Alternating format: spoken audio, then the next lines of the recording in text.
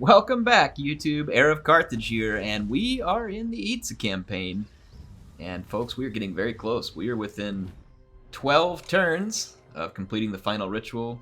The High Elves, the Lothern faction, is within 8 turns, though it does look like they are at least temporarily foiled, because it does not appear that they are in control of a couple of key settlements.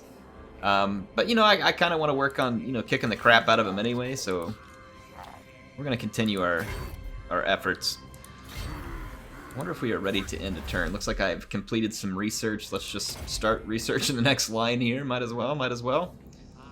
And, let's see, we've got... I don't know that any of the building stuff is, like, terribly important for you all. I mean, you've seen how I've been building most of this campaign. Not a whole lot is going to be different right here at the very end. Not a lot. I do have a considerable amount of money, though, so we could just go ahead and spend it up. Do we have a star chamber here? I think that's what I built, right?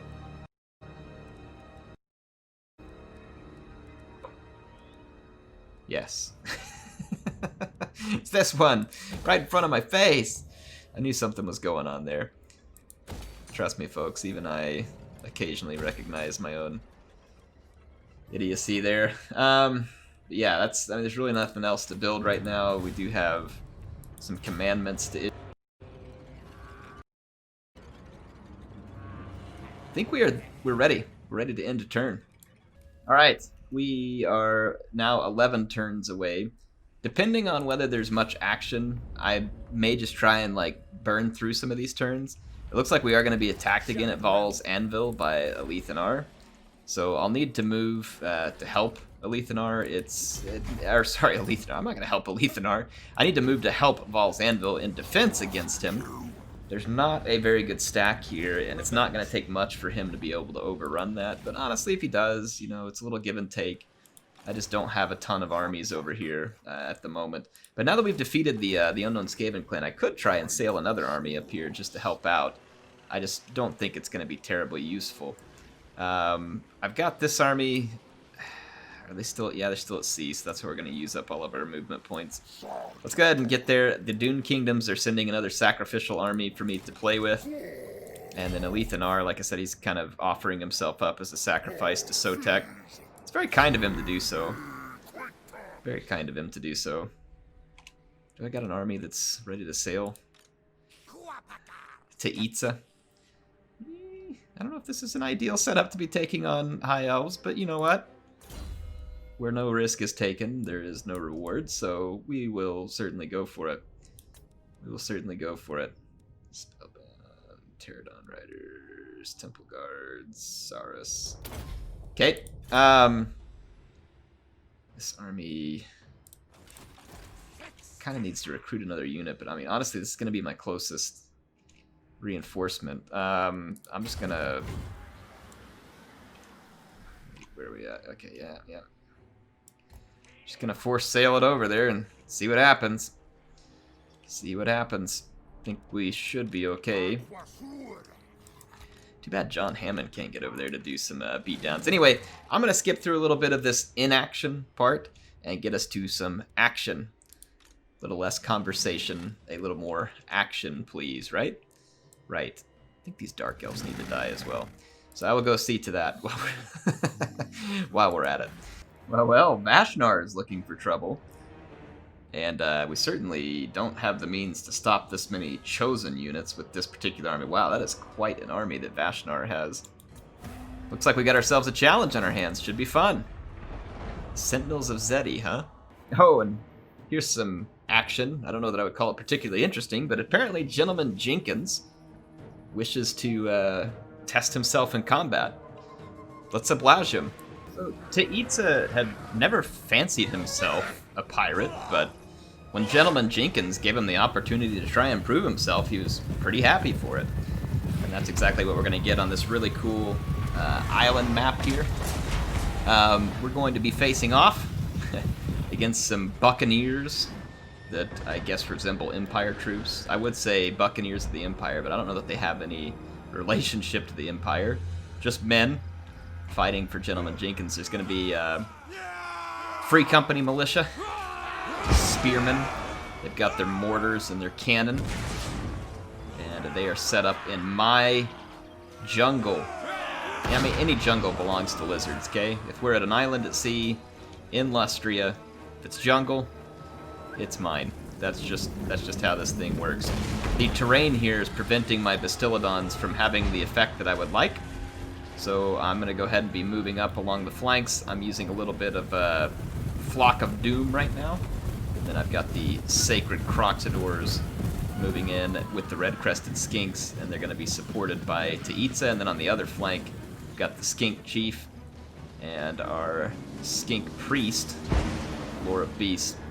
And they're taking a little fire right now. Things are a little hot as they move into this battle. Things are a little hot.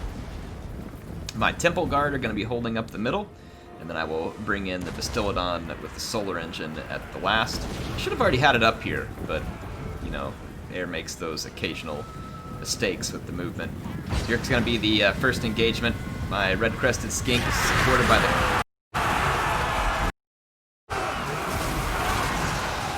They are going to be pounding some heads. Quite successfully, I might add. And since there was no good range to fight from, the Bastiladons with solar engines are just going to plow through and start looking for missile targets. And I'm going to start dive bombing in with my Pterodons, summon a Feral Manticore to attack artillery, and then Taitza, along with more Sacred Croxies, is punishing some Free Company militia, and then the Skinks will continue to do this from the flank. In the front of the army, the Temple Guard are facing off with the forces of Gentleman Jenkins. And Gentleman Jenkins, let's see if we can even figure out where he's at. Wherever he's at, he is probably not enjoying life right now. Here he is. Gentleman Jenkins finds himself completely wrapped up in a unit of Temple Guard. He is definitely in over his head. And I apologize where the sound's cutting in and out. It's something that's been happening on my PC. I've updated drivers, I've tried everything. It makes me think there's some kind of hardware issue, but I don't know how to single it out. So if the sound cuts every now and then, be patient. I would just try replacing some hardware, but, you know, I haven't gotten there yet. I'll do it soon. Anyway, yeah, Gentleman Jenkins' armies are completely scattered and defeated. There's nothing they can do to stop this onslaught, and they are going to be destroyed in their entirety. So I will see you back on the campaign map. Well, Gentleman Jenkins. I don't know if he was a gentleman or even a Jenkins.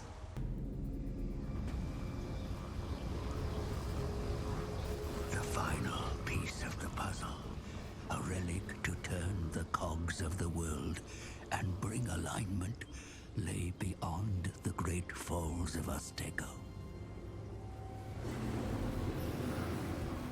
A key would be discovered, one to unlock knowledge both welcome and unwanted.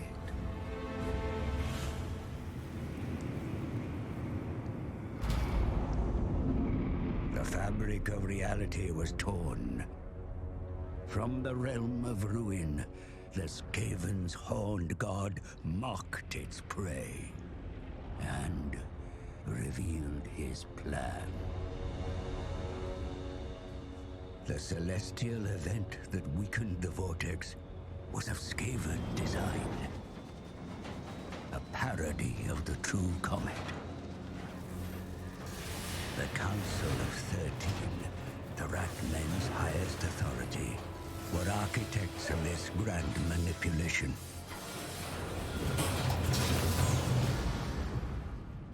Its task complete and fuel expended, the rocket fell back to the surface.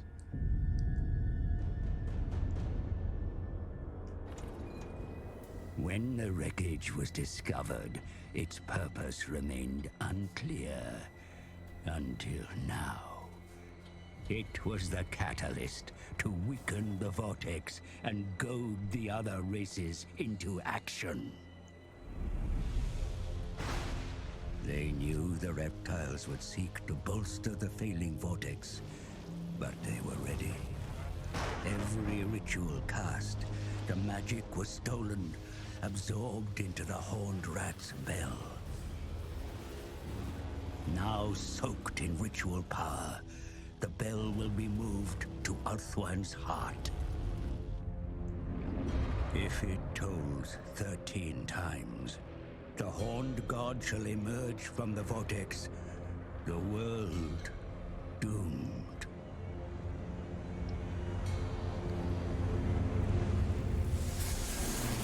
Then the god was gone. Alignment is close. But Sotek's nemesis may yet bring ruin upon us all.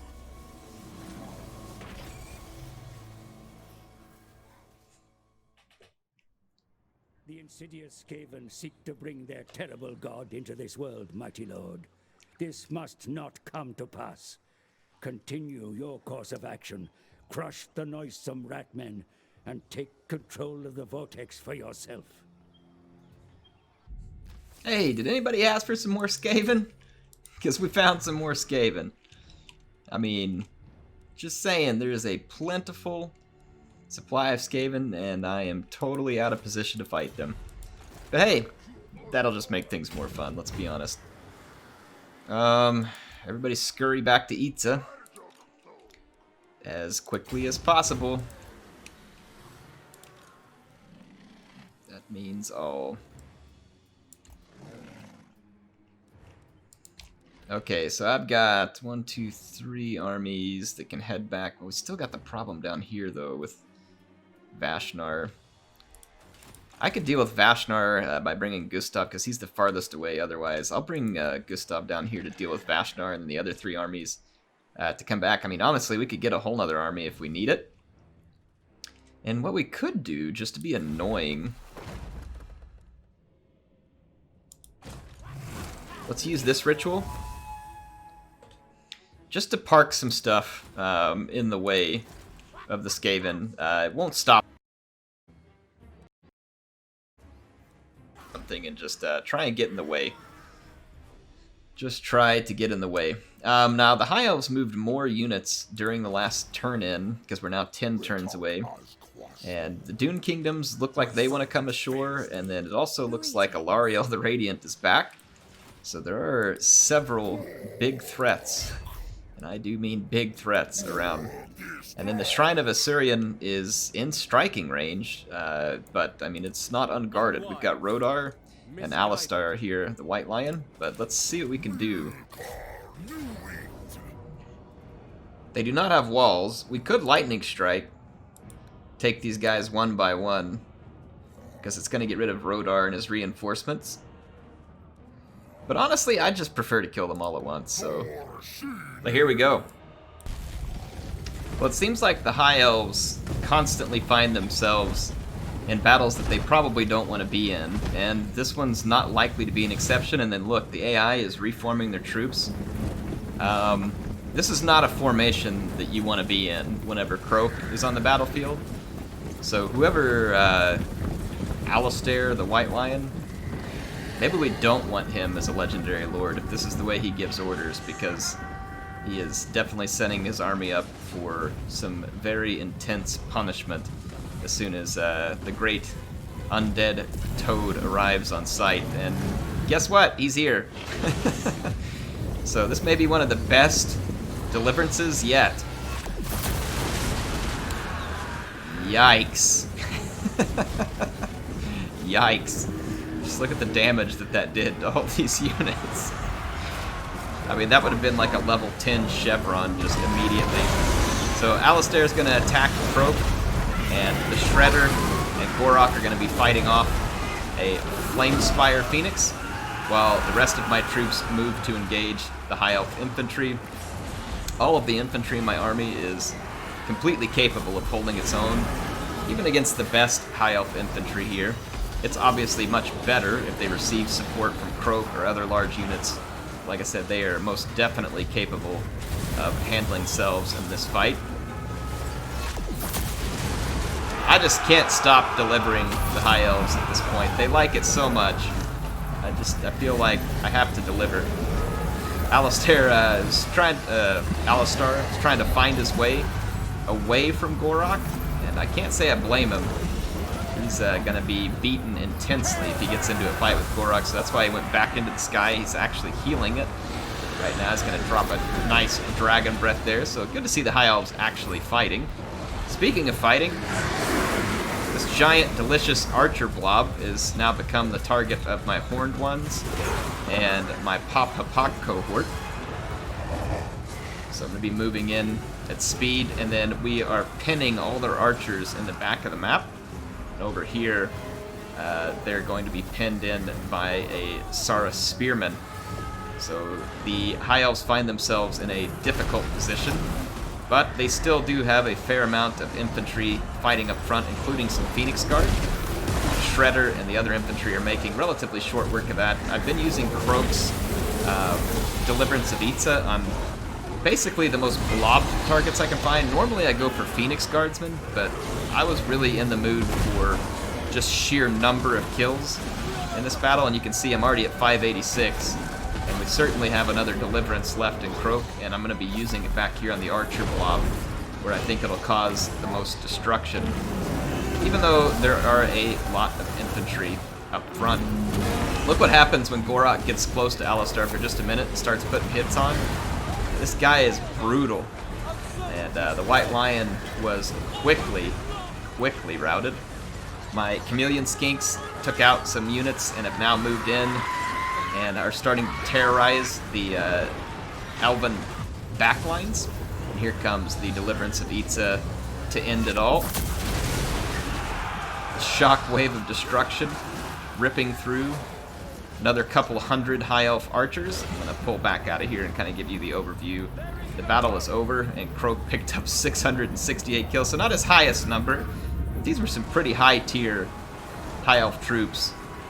And it's pretty awesome to see what Krok can do, even that late into the game. Folks, it doesn't get a whole lot more dominant than that. High Elves just got absolutely rocked right there. Absolutely rocked.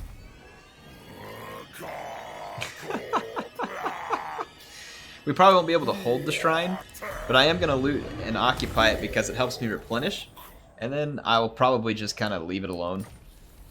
Because there's not a whole lot else for me to do up here. I've basically spoiled their ritual good enough for now. I do want to move Virakara into an ambush stance.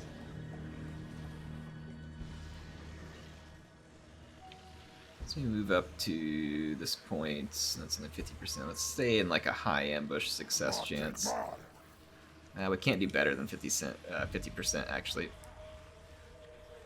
What does it take? Is it a quarter? Yeah, a quarter of the movement points. Let's just kind of move up here. Enter an ambush stance. See if we can lure in the Dune Kingdoms. And then we also need to make our way to Val's Anvil. And speaking of making our way towards Val's Anvil, after defeating Gentleman Jenkins, Itza is ready to continue on his sail, his pleasure cruise, if we will. And anyway, I'll take care of character upgrades here. It's probably nothing too crazy to make note of during this process, but yeah, I will see you all the next time we hit some action. Well, it looks like Alarielle was caught in Virakara's ambush. She has a significant force. It's nothing to sneeze at, that's for sure. That's a lot of Phoenix Guard. As long as we can contain the Sisters of Avalorn in a timely manner, we should be able to knock out the rest of this. So let's have a nice ambush here. Well, the ambush of Alarielle is on, and she's going to find herself in a position that she would really rather not be in. So from both sides, my army with Virakara is collapsing on Alarielle's troops, and she does have a fantastic army.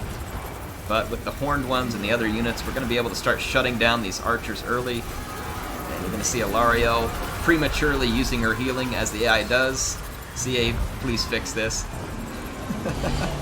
And then my Ancient Salamander is going to be brought in, start taking pot shots.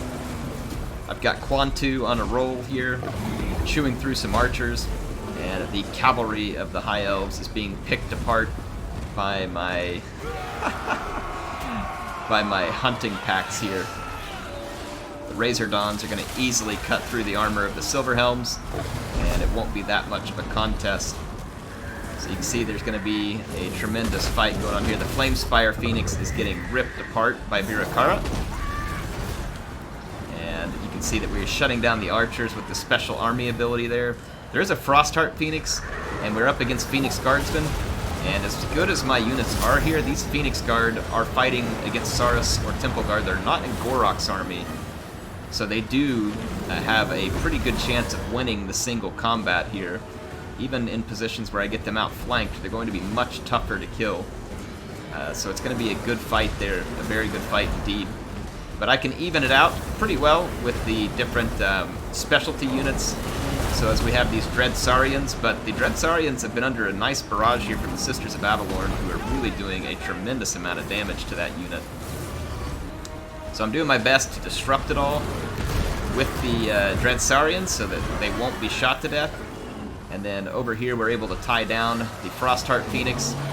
And then Alarielle is really running out of places to run as well, though I've been waiting to go after her mostly so that we can get rid of the Frostheart Phoenix, but Virakara has engaged her. She's actually really tough this campaign. I've been downright impressed with the strength that Alarielle has shown in melee, and it's very impressive for a unit of her class here. Being a caster and being able to stand up the amount of beating that she has in multiple battles is very, very cool. Makes me want to play another Alarielle campaign.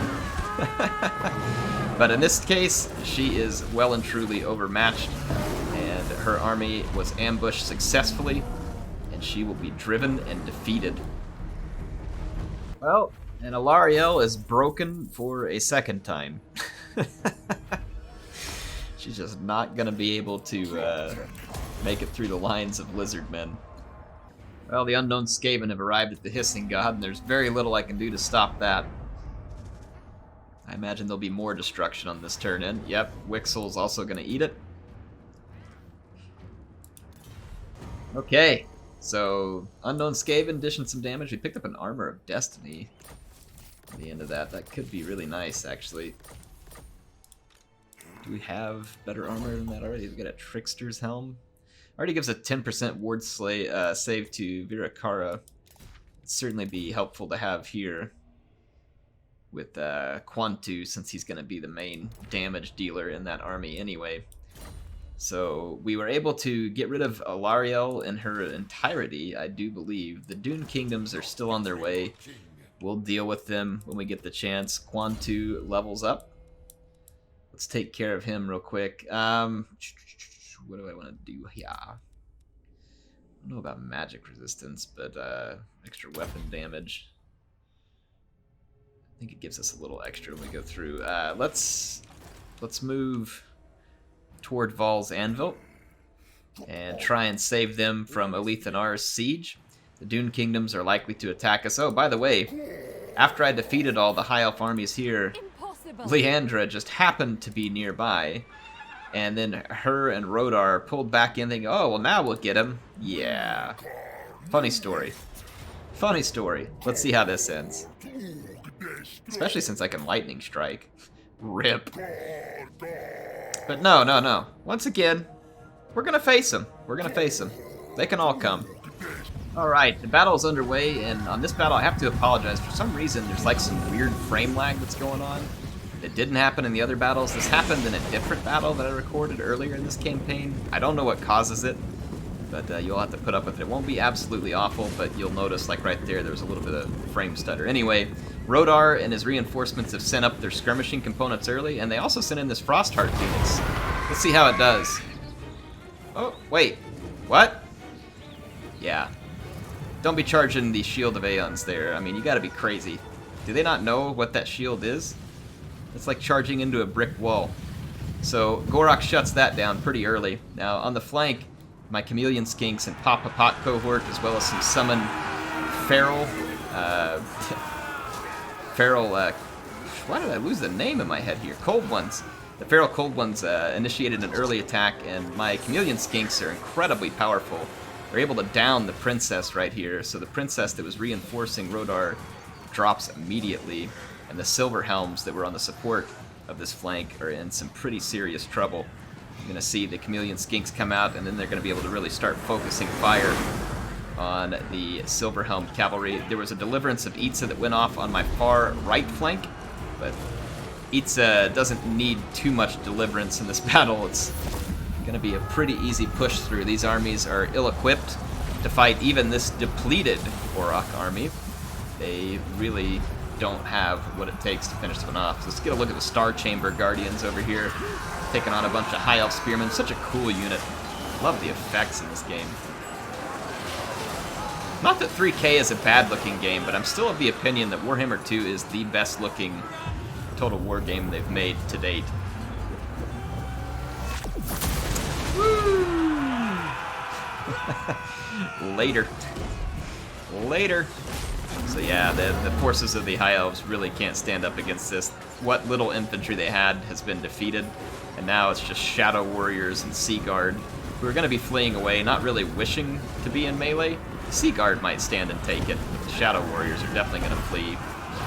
Kind of hard to flee from a dinosaur who's faster than you, and from cold ones who are faster, in this case, horned ones. Horned ones just love this type of fight. Get in here and start chopping up elite skirmishers or mid-tier infantry. They do a spectacular job of it. See the Thunderous One back there calling in bolt after bolt of lightning to destroy his foes, and then on the flank, the Chameleon Skinks just completely cleaned up all the Silver Helms out here. That was not a problem. The Pop cohort helped, and at this point it's just a full-on rout. And this little end of the battle here is actually a pretty good representation of life for the High Elves right now, which is just one massive defeat after another. The GOR-ROK campaign, where 1 versus 2 is still pretty unfair to your enemies. Oh man, these High Elves just can't catch a break, and I can't say I really feel bad for them. Ta-ta!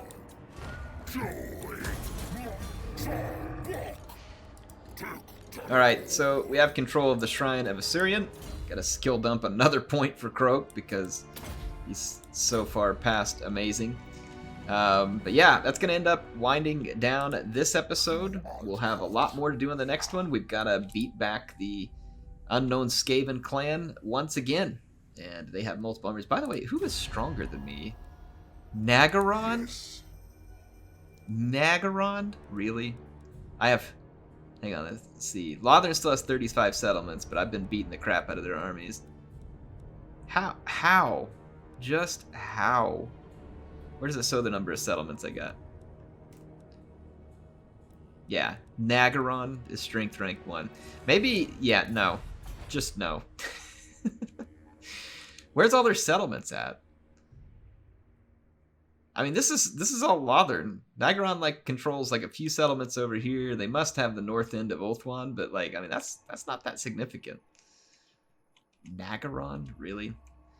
I don't even see them on the power bar over here anymore because they're so far gone. Anyway, I'll see y'all next time. HeirofCarthage signing out for now.